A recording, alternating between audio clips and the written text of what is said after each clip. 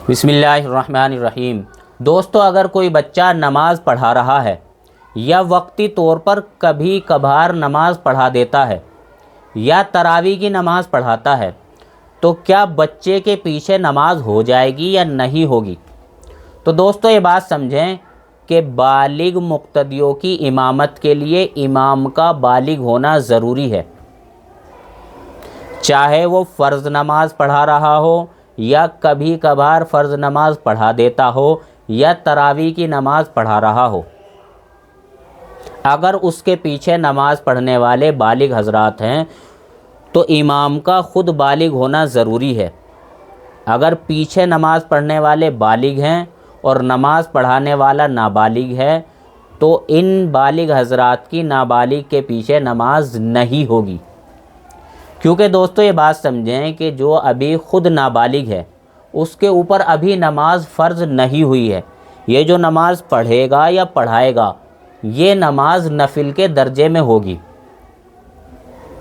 और जो हज़रात बालिग हो गई हैं उनके ऊपर नमाज फ़र्ज़ है।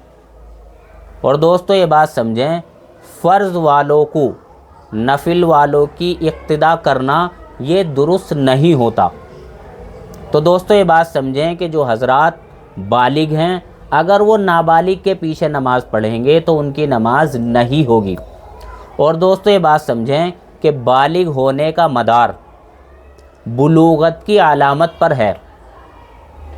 अगर किसी को एहतलाम हो गया तो फिर बालिग है, उसके पीछे बालिग हज़रात की नमाज हो जाएगी।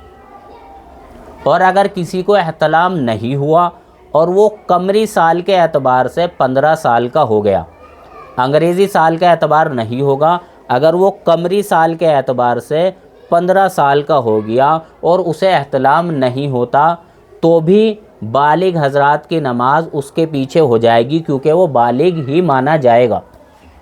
15 साल का होते ही एहतलाम ना भी हो तब भी वो बालिग है, उसके पीछे बालिग हज़रात की नमाज हो जाएगी, क्योंकि वो भी बालिग है और वो भी बालिग हैं। तो दोस्तों, ये बात समझें कि अगर कोई बच्चा नमाज़ पढ़ाने वाला है, 15 साल का भी हो गया है और उसे एहतलाम भी होता है, तो उसके पीछे भी नमाज हो जाएगी।